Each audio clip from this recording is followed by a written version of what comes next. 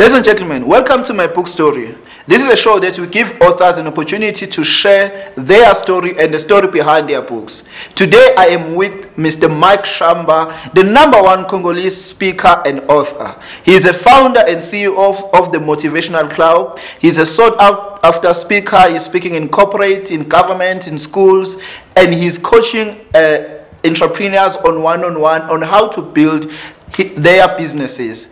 I'm so excited and I'm looking forward to this opportunity. Today we are reviewing his book, The Entrepreneur's Code. So he will share with us his entrepreneurship journey and how he was able to make it from Congo to South Africa, and the transition when he made from being an engineer to become one of the sought-after motivational speaker and entrepreneur. Mr. Shamba, welcome to my show, sir. Thank you for having me, sir. It's always a pleasure to be here. It's always great to spend time with you because I always learn a lot from you, and I'm excited that today my viewers will learn a lot from you. I'm humbled to hear that. But before we start, please share with us, who is Mike Shamba? Well, Mike Shamba is a young man coming all the way from the DRC, okay. But has been in South Africa for the past 14 years now. Is it 14 to 15 years now? Okay. Came here when I was quite young, went to high school.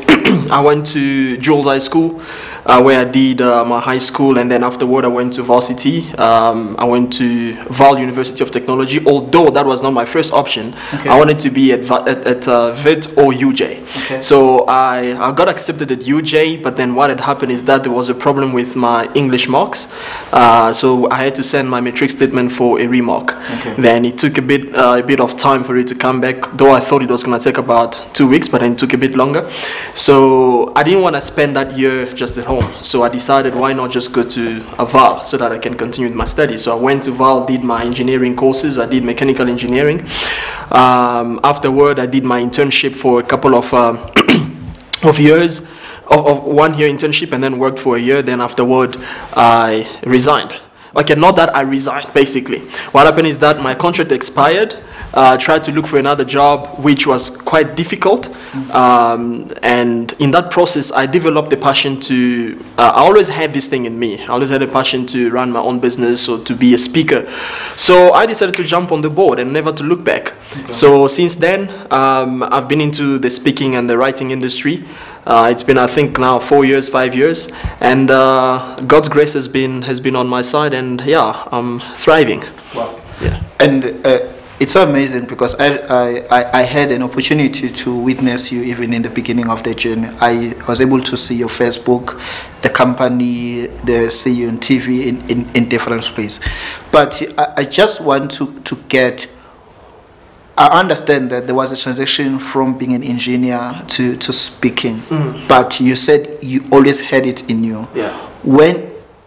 When did you first realize that I am a great speaker and a great writer? It all started with an opportunity. You know, I always believe that opportunities are given to everybody. You know, there are certain people who say that they can't make it in life because they did not get opportunities that they deserved, or because, I don't know, the industry is crowded or whatsoever. I remember I only got one opportunity. That is, when I finished with my in-service training, I remember I got a phone call from one of my high school teachers.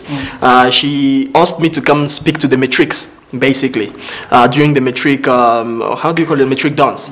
Yeah, so I went for that occasion and I spoke. When I spoke, I realized that people were touched in the room, you know, and obviously, prior to that, when I was in high school, I used to do assembly. I used to be one of the preachers in the Christian Association in high school. So I always had that opportunity to stand in front of people and speak. But then now this was a different dynamic, speaking to young people about their career, about where they have to be in the next probably 5 years or whatsoever. So when I spoke and the people got touched, I was like, man, I think I can do this, you know. I think I can do this. So from that moment on, I decided, no, you know what? I'm going to give myself 100% to this thing. Okay. And one of the key elements to succeed in anything, you need to give yourself 100% with whatever that you do. So I gave myself 100% to the speaking and to the writing, and boom, that's where it started. Wow. Going back to the entrepreneur's code, I should say this is one of the best entrepreneurship book that I've read, and your work, looking at your Facebook. But according to you, and based on the book, who is an entrepreneur? Who is an entrepreneur? It's such a broad topic, but I always believe that everybody has the ability to start something. Okay. An entrepreneur is a person who is not only restricted by how much money they have in an account, what school they went to. It's not about having an MBA. Okay. It's not about going to study business administration or whatsoever, because you have people who have PhDs in business administration or have an MBA, but they're still broke and they're still not solving issues in the society. Okay. So what I believe in is that an entrepreneur is a person who has the ability to conceive an idea and then work hard, making sure that that idea does not only profit himself, profit his pocket, but then also capable of giving solutions to people out there. Okay. Yeah. And I saw one of your chapters about goal setting principle. Mm-hmm. And I've realized that especially small entrepreneurs, they just want to jump in and they don't even have a clear vision. Mm-hmm. So can you share with us the principle, the importance of setting a goal and the principle that will help anyone to achieve the goal? I know it's one of your specialties. Yeah. One of the major issues that I've realized also in society, as you have said it, many of small enterprises or small companies, is that they just want to jump into the industry. The thing we are suffering on with nowadays is the fact that there's a lot of people who want to make it big. Okay? Mm-hmm. You want to make it big, but they fail to understand that for you to make it big, you need to start small. Yeah. You see? Yeah. And you have people who just want to get funding from government. You see, they just want to get funding from government so they can start off with their businesses. You see? Come on, that's just crazy. That's just crazy, because I'm speaking from experience, the fact that I started off my business with no capital. You witnessed it. Yeah. I started off without having any funding from the government. So I always believe that if you are capable of setting up goals, reasonable goals, okay, saying that probably within this year I want to achieve 1, 2, 3. You don't need to look at the millions first. Look at what you're about to give to the world first. Is it variable? Is it achievable? If you are capable to answer those two questions, then start thinking about the money afterward. Yeah. So goals are very important. Why? Because I always define goals as direction to for your life. Sure. It's, for instance, let's say you want to go to Eastgate Mall. It's not about how fast you're going to get there, but it's about knowing the direction to get there. You can have the fastest car in the world, but if you don't know how to get to Eastgate Mall, you're not going to get there. Yeah. You see, you'll just be driving around town. So goals are basically direction that gives you, direction that leads you to your destination. So it's important to always set goals, set reasonable goals. Don't think about the bigger thing. Don't think about the TV. Don't think about the radio. Don't think about meeting up with Patrice Mutsepe. Think about, what am I going to provide to the world in the next 3 months? Yeah, that's true. And just to touch on what you're saying, you find guys when they're coming, they want me to publish their books. They say, I want my book to be CNA and all of those things. And they focus the most important thing, that they must have a book. Like, I just want you to speak about the difference being having resources and being resourceful, because many people, they focus on attracting resources while themselves, they are not resourceful. Can you share more about that? Yeah. There is one thing that I learned through my journey, especially as an author. I realized one thing, as you mentioned, that a lot of people want their materials to be in CNA, to feature on TV, on radio, and different platforms like that. It is a good thing to have such an idea in your head. We're not saying that you shouldn't think, you shouldn't dream big. You must dream big. But before you can get there, the thing is, what value are you going to give to the world? Yes. That's very important, because you can appear on TV or on radio talking about your book, but if you are not offering value, nobody's going to buy into whatsoever that you are basically selling out there. Let me just go back to the writing industry. One thing that I've realized is that don't just sell your book. Yes, sir. Sell the value that you have written in your book. Okay. Sell the value to the world. Tell people what is it that the book can do for them or to them. And you know, you also need to somehow be an exemplary person, you know. What have you done? Number one. Are you just an author for the sake of being an author? What have you done? You know, are you helping out society somewhere, somehow? That's why I remember I was having a discussion. I think it was with you or with some other gentlemen. I told them I don't just want to sell my book, but then I want to sell a project with my book, because in that sense you are not only giving out information about your book, but then you are being practical about what you are selling. Yeah. That's why, you know, when I organize my seminars, I make sure that I invite startup businesses to come and exhibit their product, because we are talking about entrepreneurship. I'm not just going to tell you that, hey, you must start a business, you must do this, you must do that. No, I'm giving you a platform as well for you to promote your business. You see, so in that way, I'm bringing up my book, the contents, but also practicality on the side. Yeah, and there's another thing that I've been observing on you in terms of the strategy that I remember when we first met and when we set the motivational club. You build a powerful strategy and you're able to check the opportunities and you maximize on them. I want you to share about the power of developing a good strategy and how then upcoming entrepreneurs, they can soar and take advantage of opportunities that are presented to them. Okay, you know, I always believe that everything starts with strategies. Okay.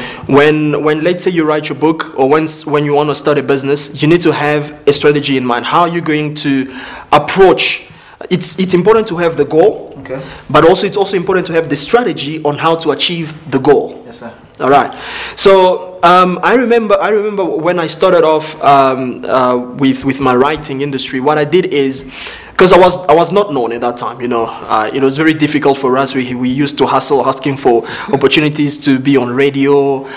We used to send our profiles and stuff like that. It was so difficult at that time. So what I did is I said to myself, why not create a system that not only do I benefit, but then other people can also benefit. Like, let's say disadvantaged people in the townships can benefit. So what I did is, after writing my first book, what I did is I contacted some young people in the townships who were interested to somehow make small bucks, you know, out of whatever that I wanted to build. So what I did is I took my book.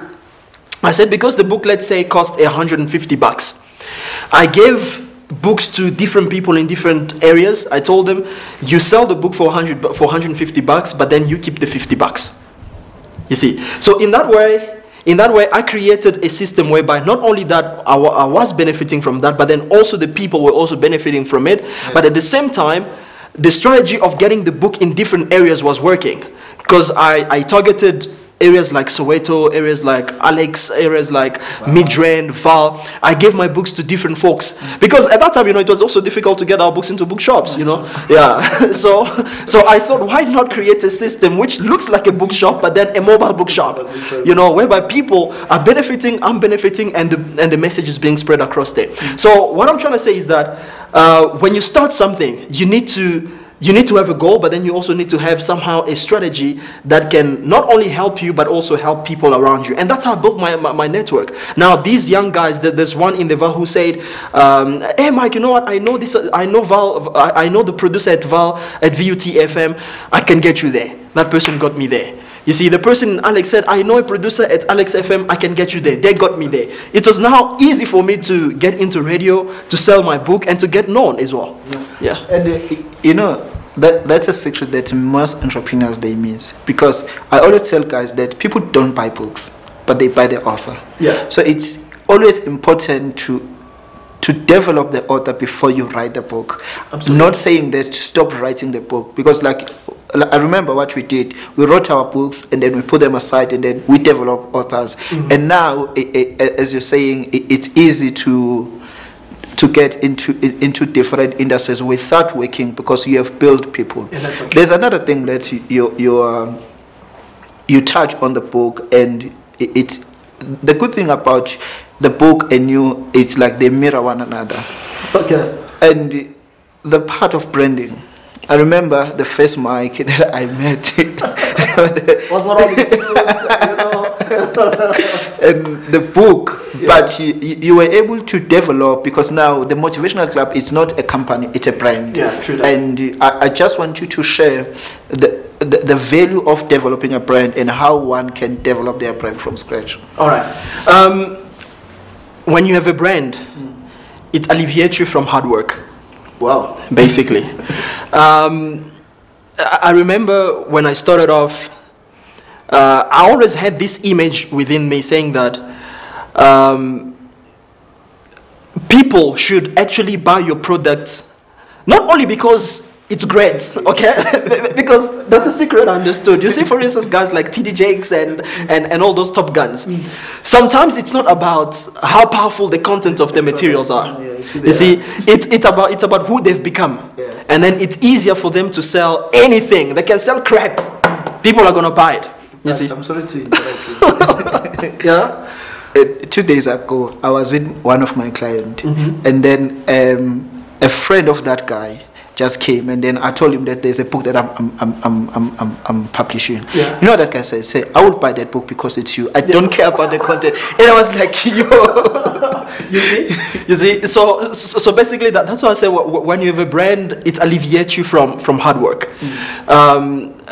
Because many people do not understand the value or the importance of branding. Yes, you know, I met this young man the other time who said he was in the process of writing his book as well, and what I didn't like about him, which I corrected him, he was, you know, posting pictures on social media, on his WhatsApp and statuses and different social media platforms, but his pictures were kind of blurry and stuff like that, you know. Then I told him, my man, you have to work on the image first. That's important, because people buy the image first, you know, before they can even look at the material. So I learned that very, very early in my career. And what I did is, I was not just taking any sort of pictures, okay? And when you go on my Facebook timeline or WhatsApp statuses or whatsoever, you won't find me posting just anything. I'm very, very careful at what I put on for people to see. You see, because people reflect themselves, people see what you present to them and they buy what you present to them. There was one time, I think it was 3 years ago or something like that, I was walking in town. I think I was going to Newtown, if not mistaken.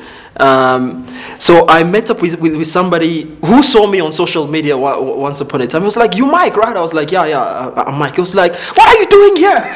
You know, he was like, "What are you doing here?" So then I understood. I was like, "Okay." To them, they can't see, you can't find Mike Shamba in town. You know, probably Mike Shamba should be in Centon, you know, somewhere there. And then I understood, I was like, it's because of the image that I've already created for myself. Yeah. You see, so branding is very, very, very critical in your business, because it makes you close deals even without you talking much. I'm telling you. You know, yeah. So people need to understand the power of branding. It's so powerful, so powerful. You know, like, in the business that you're doing, the publishing business, we spend time with pastors, and all of them, I tell them, you know, you have a powerful message, but the difference between them, the Jakes and the Dollars, is that those guys, they've took their brand serious.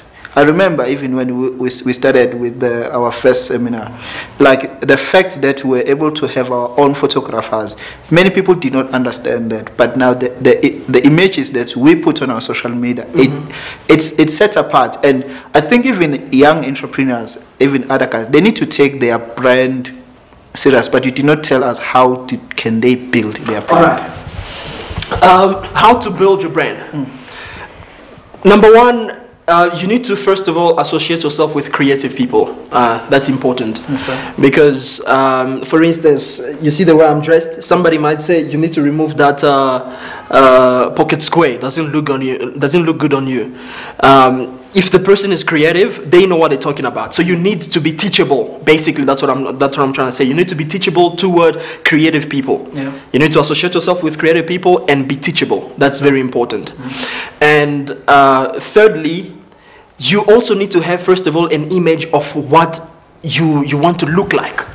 You know, what is your target market? Are you appealing to your target? You see, for instance, I always like wearing suits because I know that I want to target businessmen. You know, I want to speak to business people. I want to entertain folks who who got the cash. You know, yeah. So it's important that you look like them. Yes, sir. You see, I can't rock up in a businessman's office wearing, I don't know, shorts or whatsoever, unless if I'm Bill Gates or a millionaire already well known or something like that.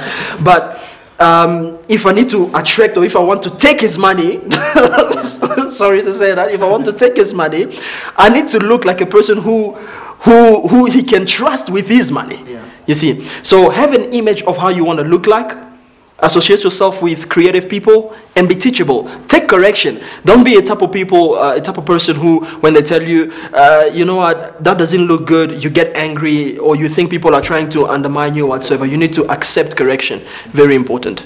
Okay, last question, because I don't want to give out the whole book, because people, they still need to buy this book. And the good thing is, whatever that it's here, it's here. And sorry, just to add on that, I just remember something I touched in my book. There's a story that I shared in my book about, in a certain village, people used to sell palm oil, okay? And one of the way that they used to sell palm oil was to take palm oil and put them in small sachets, plastic. You know those white plastic? Yeah. Yeah. They pour the oil there and then they close it and then they sell the oil like that. So there was this lady who came in that town, who saw how people were selling the palm oil, but then she was like, "No, man, I can still sell the same product but in a different way." Yes. So what she did is, she went about buying small bottles, like 500 millimeters. 500 liters, yeah, 500 liters, yeah, bottle of oils. Now, what she did is she printed some stickers of her company logo and stuff like that. She, you know, plugged them on the bottle. Now, people in the village, they were like, "What is she doing? She's wasting money, you know, buying the bottles and stuff like that, while we are just selling. These sachets are very, very cheap and stuff like that." But then, not knowing that, she had an idea of how she wanted this palm oil business to look like. So she bought the bottles, she bought the stickers, put on the logo and stuff, and then poured the oil in the bottle and started selling. She took over the entire business. People started buying her product, whereas it's the same product, you see, the same palm oil, but then she just started selling it differently. So that's the power of branding. When you do things differently from how other people are doing it. We can all write books, but the way that I'm going to brand my book should be different from the way that you're going to brand your book. That's why we find people that are successful and those that are not successful, because of the power of branding. There's another company in Kenya that I know, they used to sell properties. Now, people would sell properties just, you know, like wearing anyhow. But then the CEO of that company came up and said, "You know what, from today on, we are going to be selling our properties. Everybody, whether you're a domestic worker, whether you are a salesperson, whether you are whatever position that you occupy in the company, you need to wear suits and a tie. Even if you're going to stand outside the street, you're going to have to wear suit and a tie." And I'm telling you, that business rocked up because they were known as suitmen. Suitmen, yeah. And man, one last question. You started your business, and I can attest that, I can testify on that. I remember there was nothing, like there was nothing. Yeah. But you were able to build your business to what it is today.